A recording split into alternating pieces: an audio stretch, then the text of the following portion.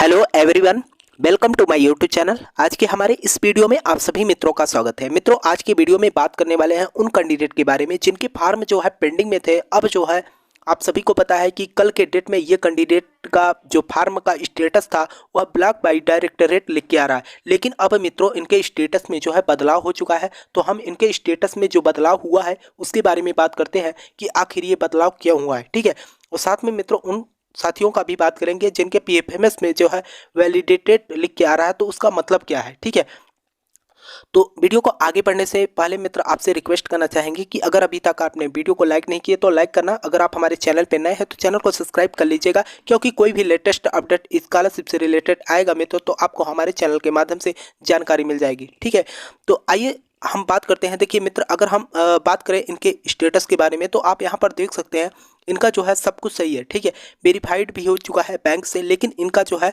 एक दिन पहले की बात करें तो इनका ब्लॉक बाय डायरेक्टरेट लिख के आ रहा था, लेकिन अब मित्रों हम इनका स्टेटस दिखाते हैं आपको। इनका आप देख लीजिए यहाँ पर, ठीक है, नाम। उसके बाद हम इनके स्टेटस को कल के डेट में दिखाते हैं।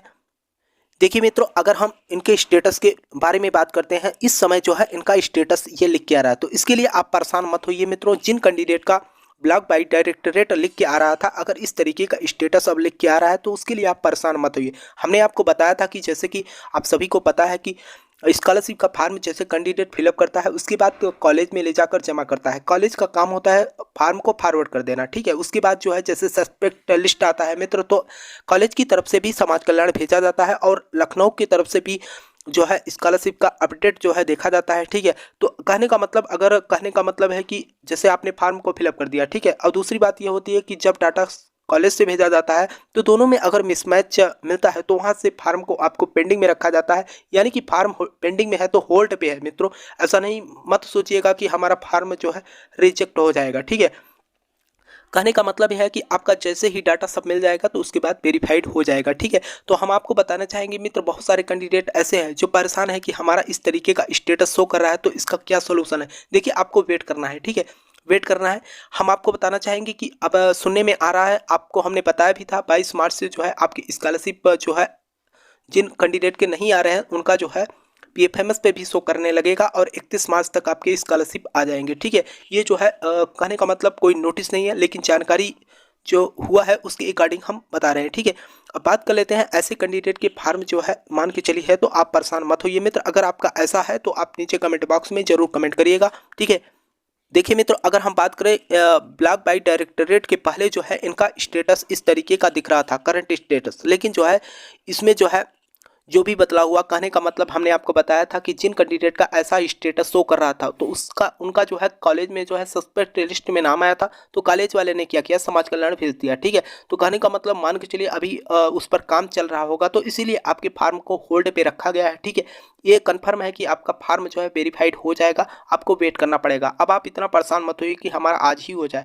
है ना। तो कहने का मतलब है मित्र, ये आज से हो सकता है कि फार्म, बहुत सारे फार्म आज से वेरीफाइड होना स्टार्ट हो जाएंगे जो फार्म पेंडिंग में है। ठीक है, तो इसीलिए मैं कहना चाहूँगा कि आप जो है ज़्यादा परेशान मत होइए मित्रों। ठीक है, देखिए मित्रों, अगर हम पीएफएमएस की बात करें तो पीएफएमएस पे जिन कैंडिडेट का फार्म रिजेक्टेड दिख रहा है तो इसका मतलब क्या है। देखिए, हम आपको बताना चाहेंगे, यहाँ पर आप देखेंगे जैसे कि बोथ अकाउंट एंड इनवैलिड बता रहा है, तो इसका मतलब आपको हम बताना चाहेंगे कि आप जो है थोड़ा सा अपने बैंक में चले जाइएगा।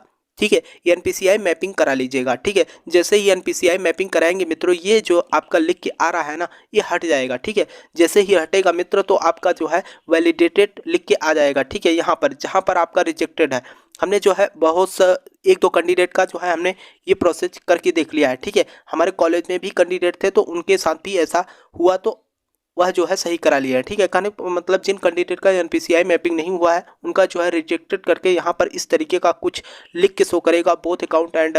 ठीक है, तो ऐसे कैंडिडेट जो है अपना एनपीसीआई करा लें। ठीक है, जैसे ही करा लेंगे मित्रों तो आपका जो है वैलिडेटेड लिख के आ जाएगा। ठीक है, अब बात आती है, बहुत सारे कैंडिडेट ऐसे हैं जिनका कहना है कि जैसे वैलिडेटेड लिख के आ गया तो अब स्कॉलरशिप कितने दिन में आ जाएगा। देखिए, मोस्टली अगर देखा जाए तो 15 से 16 दिन में आपके स्कॉलरशिप आ जाते हैं अगर वैलिडिटी करके लिख के आ गया है। ठीक है, तो हमारे कहने का मतलब ये है मित्रों कि आप लोग जिनका कैंडिडेट का एनपीसीआई मैपिंग नहीं हुआ है वह जाकर करा सकते हैं। ठीक है, देखिए मित्रों, आपके ही बीच में से कई कैंडिडेट ने सवाल पूछा है, तो उन सवाल के बारे में भी जान लेते हैं आखिर इनका सवाल क्या है। ठीक है, देखिए इन्होंने पूछ रखा है कि सर मेरा 4 दिन पहले ही पीएफएमएस पर पैसा शो कर रहा था और अंडर प्रोसेसिंग था, लेकिन अभी तक आया नहीं और पीएफएमएस इशू समय चल रहा है। कहने का मतलब इस समय जो है पीएफएमएस सही तरीके का जो साइट है सही तरीके से चल नहीं पा रहा है। ठीक है, तो कहने का मतलब इस तरीके का इशू है, तो मित्र आपको 1-2 दिन थोड़ा सा वेट करना पड़ेगा। ठीक है, हमने आपको बताया भी था, हमने आपको एक वीडियो में बताया उन कैंडिडेट का पीएफएमएस पे जो है शो कर रहा था, लेकिन 2 दिन बाद जो है उनका पैसा आ गया। हमने जो है उनके मोबाइल पे जो मैसेज आया था उसके अकॉर्डिंग हमने आपको बता दिया। ठीक है, वह कैंडिडेट जो है मैसेज करके हमको इन्फॉर्म किए। ठीक है, तो इस तरीके से हम आपको जानकारी दी। अगला देखिए, आपके ही बीच में से साथी हैं, इन्होंने लिखा है कि ओबीसी का क्या करें सर। ओबीसी का क्या करें, कहने का मतलब यह है कि बहुत सारे कैंडिडेट ऐसे हैं मित्र, हम आपको बताना चाहेंगे।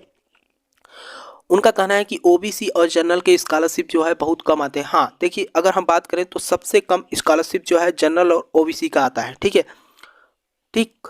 अब ये बात आती है, और इसलिए हम कह रहे हैं क्योंकि अगले वर्ष की बात करें तो मोस्टली अगर ज़्यादा मैक्सिमम बात करें ओबीसी का ही स्कॉलरशिप नहीं आया था, बाकी जनरल एससी वालों का स्कॉलरशिप आ गया था। ठीक है, सबसे ज़्यादा ओबीसी कैंडिडेट के स्कॉलरशिप नहीं आए थे। ठीक है, तो थोड़ा सा वेट करिए। ठीक है, 22 से 31 मार्च के बीच में हो सकता है आपका स्कॉलरशिप आ जाए, जो शेड्यूल है समाज कल्याण की तरफ से। ठीक है, अगर कोई अपडेट आती है उसके पहले तो आपको हम जानकारी दे देंगे। ठीक है, देखिए सर मेरा पहले किस्त आ गई, कहने का मतलब है कि इनका जो है फर्स्ट किस्त आ गया है। ठीक है मित्रों, बहुत सारे कैंडिडेट ऐसे हैं जिनके स्कॉलरशिप आ गए हैं। ठीक है, कहने का मतलब है कि अब इन्होंने कंफर्म नहीं लिखा कि हमारे अकाउंट में आ गया है कि पीएफएमएस पे शो कर रहा है। ठीक है, तो इस तरीके के बहुत सारे कैंडिडेट हैं मित्र कि उनका स्कॉलरशिप आ रहा है। ठीक है, इस तरीके से अगर आपका भी कोई डाउट हो तो आप नीचे कमेंट बॉक्स में ज़रूर कमेंट करिएगा मित्रों। ठीक है, मुझे आशा है मित्रों कि ये इन्फॉर्मेशन आपको अच्छा लगा होगा। तो मित्रों, अगर अभी तक आपने वीडियो को लाइक नहीं किया तो वीडियो को लाइक कर लेना। अगर आप हमारे चैनल पर नए हैं तो चैनल को सब्सक्राइब कर लीजिएगा। कोई भी लेटेस्ट अपडेट आती है मित्रों तो आपको हमारे चैनल के माध्यम से जानकारी मिल जाएगी। तब तक के लिए मिलते हैं अगले वीडियो में। तब तक के लिए जय हिंद, जय भारत।